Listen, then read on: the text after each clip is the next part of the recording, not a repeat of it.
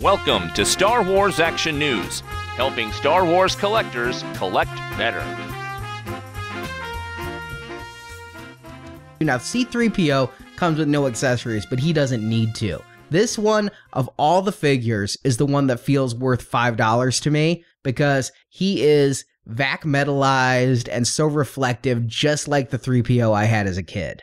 This is a fantastic 3PO. He's so pretty. He's so shiny. I love him. My only problem is, I remember when I was a kid, I felt a little bit ripped off because I bought a C-3PO figure, and then they came with a break-apart C-3PO figure that looked exactly the same, except its limbs popped out, and I think they should have just jumped right to that. I have a bad feeling that Hasbro is going to double dip us here, because this isn't a break-apart C-3PO, so obviously, at some point, they're going to make me buy another one where the limbs come off, but for what it is, I mean, I'm really liking the metallic look. I think they did a great job painting the wires in the stomach, and this one, I don't know how you'd make a muscular C-3PO, but I'm glad they didn't try. This looks like a movie figure. If I were to buy only one figure from this entire wave, it would be that one that I could put on my computer desk in my dorm. But you'd also have to buy R2-D2 to go with him. R2-D2 is my second favorite figure in this wave. He's got this shiny dome. It's vac metalized where it's silver.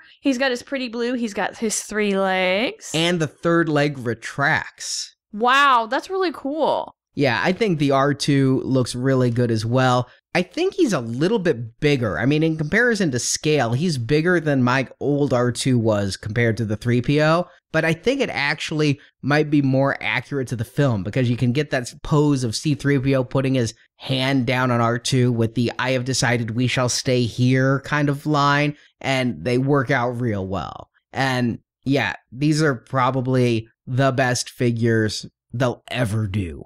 I also love the colors they picked for him. I mean, they just really feel movie accurate, and they even went through the detail of painting a couple of the wires on his feet there. Yeah, I think this is probably one of the best R2s ever to come out. I think they could do better someday. My big problem with him is, yeah, he's got that third leg, but it comes flat down. Well, he never stood with all 3 legs flat down in the movie. That would be ridiculous. Yes. It was when he was rocking back at the 45-degree angle, and you get him kind of chilling back like that, and his foot just kind of kicks out to the front. It doesn't hit the ground flat. So I think that foot, maybe someday, I mean, he only has 4 points of articulation counting the retractable leg. If they ever get an R2-D2 up to 6 like these other figures have, maybe they could add a pivot there so this actually rests on the ground right. Well, could you imagine if someday that they would go and make the R2-D2 from Jabba's palace?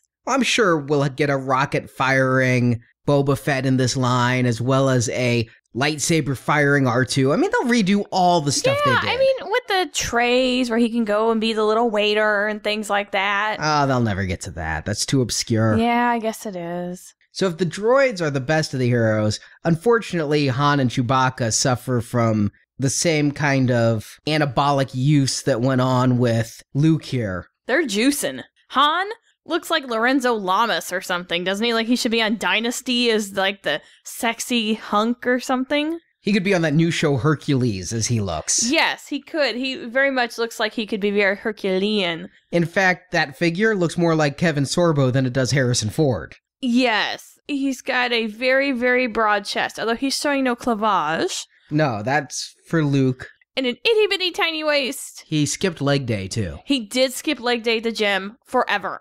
It's not a great likeness, but it's Han Solo if he did steroids and worked out a lot. It's probably the best they can do. I'm sure that as this line goes on, they'll get better. But again, this is really the classic Han Solo with the black vest and the blue pants. And I mean, I can't imagine the detail that went into painting this dashed red line down his pants. I mean, the old figures didn't have that.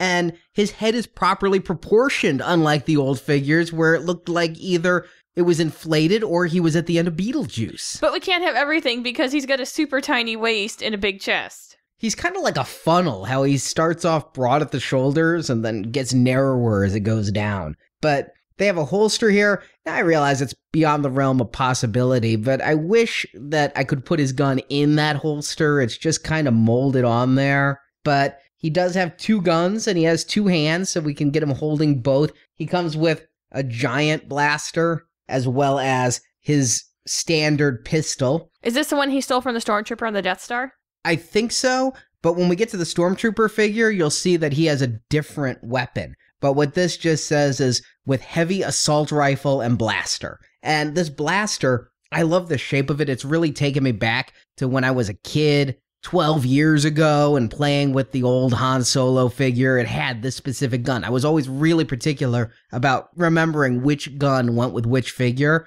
And this is the same similar shape with that rounded handle on the gun. I may even get out just a little bit of chrome paint myself and paint the tip, though, because Han's gun had that very noticeable silver tip. But yeah, he's just overly muscular. It looks nothing like Harrison Ford, but when I put him on top of my television, I'm probably not going to be looking that close. It's got the vest, and in context, I can tell it's Han Solo. I don't remember Han wearing this kind of putty-colored shirt, though. I thought it was more white.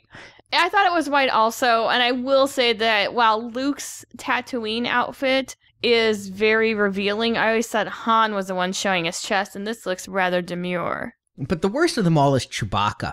Have you ever had a dog that when you weren't looking went and gotten your medicines, and you had to take him to the vet for that because it was a horrible thing? Well, it's like Chewbacca went and got in their anabolic steroids and took an overdose, because Chewbacca...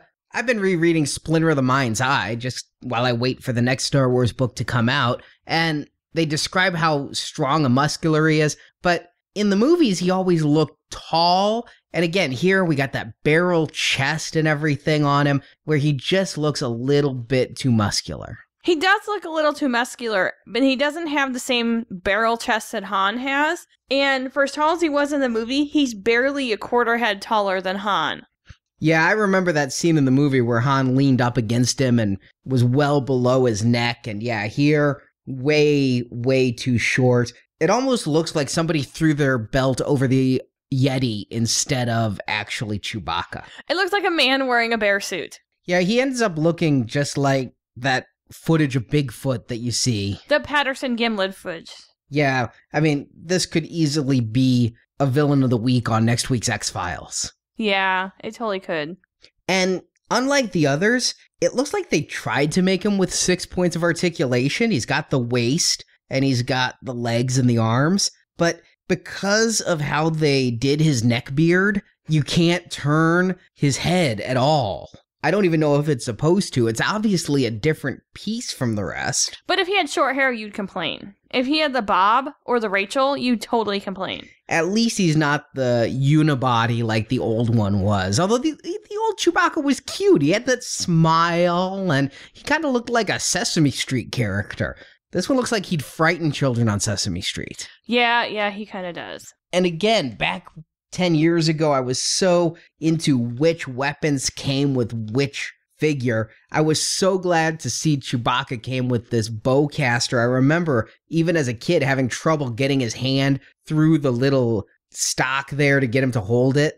But now he has his bowcaster, as well as a giant other gun. I know he took a gun from the stormtroopers on the Death Star, but I don't think this was it. This looks, again, kind of like something Man-at-Arms might build up. I think the bowcaster's a little short, isn't it? A little small for his body compared to how it was in the movie, proportionate? No, I think it's about right. What I don't understand is why they've done the weapons, though, in this weird color, because his bowcaster was a blackish color, and the other accessories are black, but these are kind of a strange color, almost the same color as Luke's grappling hook weapon. Yeah, it's kind of a charcoal. Yeah, so I don't know why his blaster's that way, and his bowcaster for that matter. And the bowcaster isn't that accurate. The balls on the end should be bigger, it shows, and he should have the strap, but it's okay. I do like that they gave him the blue eyes, though. I mean, there's 2 famous sets of blue eyes in Hollywood. There's Sinatra and there's Chewbacca.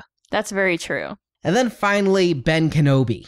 I have to say this is a huge improvement from the old figures, because I always got a kick out of the fact that they made their legs into the tunics and the robe, and it looks like they're wearing rockin' pantsuits. Yeah, I kind of like how they have this over outfit, and you can take that cloak off, and he kind of looks like he does when he was sitting on the Millennium Falcon.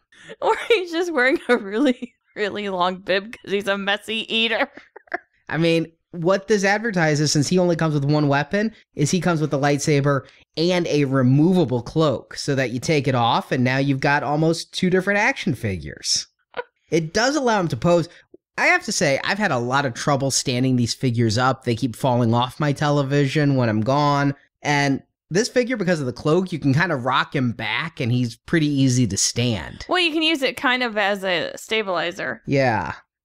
Fortunately, they didn't make him that overly muscular, although I doubt Alec Guinness really had such well-defined leg muscles. Now you're insulting him. I don't know, maybe he worked out a lot. I just don't think so. I don't know, maybe he's the Stallone of his day. But of all the human characters, I think they got the face best on him. Maybe because they'd had a beard and it was a little bit easier, but that kind of looks like Alec Guinness. It kind of does because it's really tiny. And of course, he comes with a lightsaber as well, and depending on which stores you get, you may be able to find these different lengths of lightsabers. Thanks for watching this video. You can see full episodes of Star Wars Action News with more collecting news and reviews at swactionnews.com. We also have thousands of toy and collectible photos in our photo gallery. If you enjoyed this video, please subscribe to our YouTube channel. May the pegs be stocked and the Force be with you.